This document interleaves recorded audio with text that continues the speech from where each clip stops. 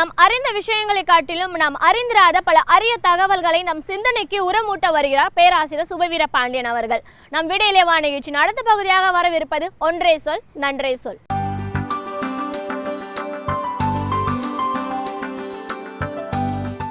அனைவருக்கும் வணக்கம்.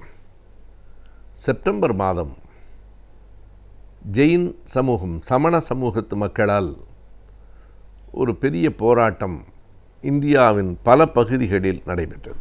குறிப்பாக ராஜஸ்தானில் இந்த மதம் சார்ந்தவர்கள் எங்கு நோக்கினும் பேரணிகளை நடத்தினார்கள். அவர்கள் கோரிக்கையை ஏற்றுக்கொள்ள வேண்டும் என்று அவர்கள் எந்த நிலைக்கும் போராட தயாராக இருந்தார்கள். அவர்கள் கோரிக்கை என்ன என்பதுதான் விந்தையானது. ராஜஸ்தான் உயர்நீதிமன்றம் கொடுத்த தீர்ப்புக்கு மறுதலையாகவே அவர்கள் இந்த கோரிக்கை பேரணிகளை நடத்தி கொண்டிருந்தார்கள். சமண மதத்தில் சல்லேகனா என்று ஒரு சடங்கு உண்டு. சல்லேகனா என்றால் தாங்களாகவே விரும்பி உண்ணாவிரதமிருந்து உயிர் துறந்து நிர்வாணம் அடைதல், அதாவது முக்தி அடைதல்.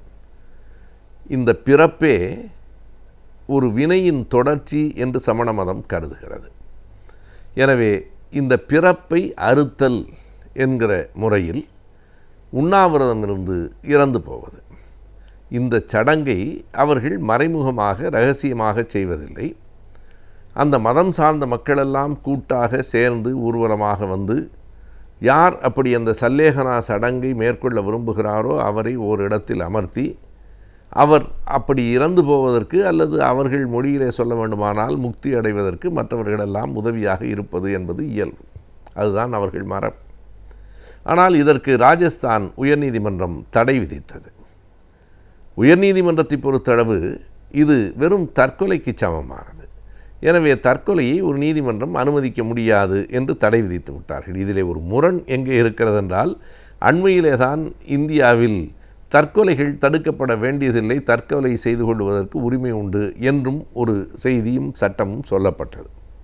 எனவே நீங்கள் தற்கொலையையே அனுமதிக்கிறீர்கள், ஆனால் சல்லேகனா என்பது தற்கொலை இல்லை, இது எங்களினுடைய மத வழக்கம், எனவே இதனை நீங்கள் அனுமதிக்க வேண்டும் என்று கேட்டு பல்லாயிரக்கணக்கானவர்கள், ஜெயின் சமூகத்தை சார்ந்தவர்கள் இப்படி கோரிக்கைகளை நடத்தினார்கள். அந்த கோரிக்கைகளுக்காக பேரணிகளை நடத்தினார்கள். இறுதியில் உச்சநீதிமன்றம் அதற்கு அனுமதி கொடுத்தது. இது ஒரு பெரிய செய்தி, பெரிய பரபரப்பான செய்தி. அவர்கள் முன்வைத்த வாதம், அதனை தமிழ்நாட்டில் இருக்கிற சில ஏடுகள் கூட, ஒரு நாடேடு ஏன் தடை செய்ய வேண்டும் என்றே தலையங்கம் எழுதி அப்படி அவர்கள் இறந்து போவதற்கு அனுமதிக்க வேண்டும் என்று கூறிற்று. ஒருவேளை அப்படி சமணர்களின் எண்ணிக்கை குறையட்டும் என்று கருதுகிறார்களோ என்னவோ நமக்கு தெரியாது. ஆனால் ஏன் தடை செய்ய வேண்டும் என்கிற தலைப்பிட்டு அதனை ஆதரித்து அந்த தலையங்கம் எழுதப்பட்டிருக்கிறது. தமிழில் வருகிற ஒரு நாளேட்டின் தலையங்கம். அந்த சல்லேகனா என்கிற சடங்கை அவர்கள் நிறைவேற்றி கொள்ள வேண்டும் என்று சொன்னால் அவர்கள் அதற்கான சில முறைகளை பின்பற்றுகிறார்கள். எப்போதுமே சமணர்களினுடைய முறைகள் மிக கடுமையானவை. தலைகளை மடித்து கொள்ளுகிறவர்கள் புத்த பிக்குகளாக ஆவது போல சமண பிக்குகளாக ஆவதற்கு அவர்கள் தலையை மடித்து கொள்வதில்லை. அவர்கள் ஊர்வலமாக அழைத்து வரப்படுகிற நேரத்தில் அந்த ஊர்வலத்தில் அந்த பெண்ணையோ ஆணையோ சூழ்ந்து வருகிறவர்கள், அருகில் இருக்கிறவர்கள் ஒவ்வொரு முடியாக வேரோடு பிடுங்கி எறிந்து விடுவார்கள். அந்த வலி பொறுக்க வேண்டும் என்பது அந்த மதத்தின் அடிப்படை. ஆகையினாலே இப்படிப்பட்ட சில கடுமையான நடைமுறைகளை கொண்டிருக்கிற மதம் அந்த ஜெயின் மதம். ஆகையினால் அவர்கள் சல்லேகனா என்பது அனுமதிக்கப்பட வேண்டும் என்கிற வாதத்தை வைக்கிறார்கள். அதற்கு அவர்கள் எடுத்து வைக்கிற மற்ற எடுத்துக்காட்டுகள் எவை என்றால், எல்லா மதங்களிலும் இப்படிப்பட்ட நிகழ்வுகள் இருக்கின்றன. இஸ்லாமில் மொஹரம் என்று வருகிற போது தங்களை கத்தியால் வெட்டி கொள்வதை, அப்படி ஊர்வலமாக வருகிற போது வெட்டி கொள்வதை நாம் பார்க்கிறோம். வெட்டி கொள்ளுகிற நேரத்தில் அவர்கள் உடலிலிருந்து கூட இரத்தம் வடியும். இதை நீதிமன்றம் தடை செய்திருக்கிறதா? இந்து மதத்தில் அலகு குத்தி கொள்வது என்று ஒரு பழக்கம் இருக்கிறது.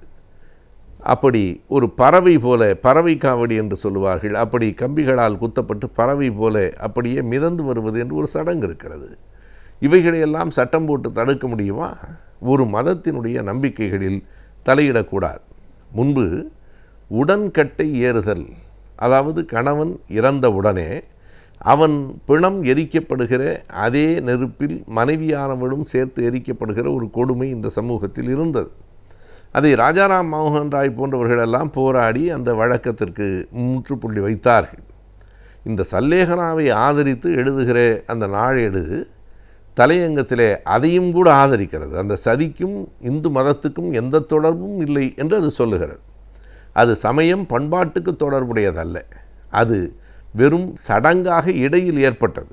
அந்த சடங்கு கூட எதற்காக ஏற்பட்டது என்று அந்த நாளேடு சொல்லுகிறது என்றால், கணவன் இறந்ததற்கு பிறகு உயிரோடு இருக்கிற மனைவியிடம் அந்த கணவனின் உறவினர்களே கூட சில பாலியல் தொந்தரவுகளை கொடுக்கக்கூடும் என்பதனாலே எந்த தொந்தரவும் இல்லாமல் ஒட்டுமொத்தமாக பெண்ணை எரித்து விடலாம் என்று அவர்கள் முடிவு செய்து விட்டார்கள் என்று சொல்கிறது.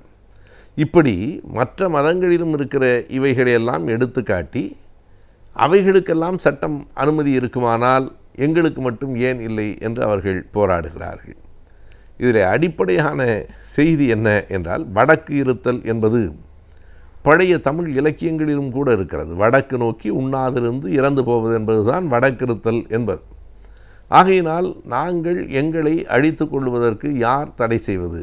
இது அழித்து கொள்வதே இல்லை, இந்த பிறப்பிலிருந்து நாங்கள் விடுதலை பெறுவது என்கிறார்கள்.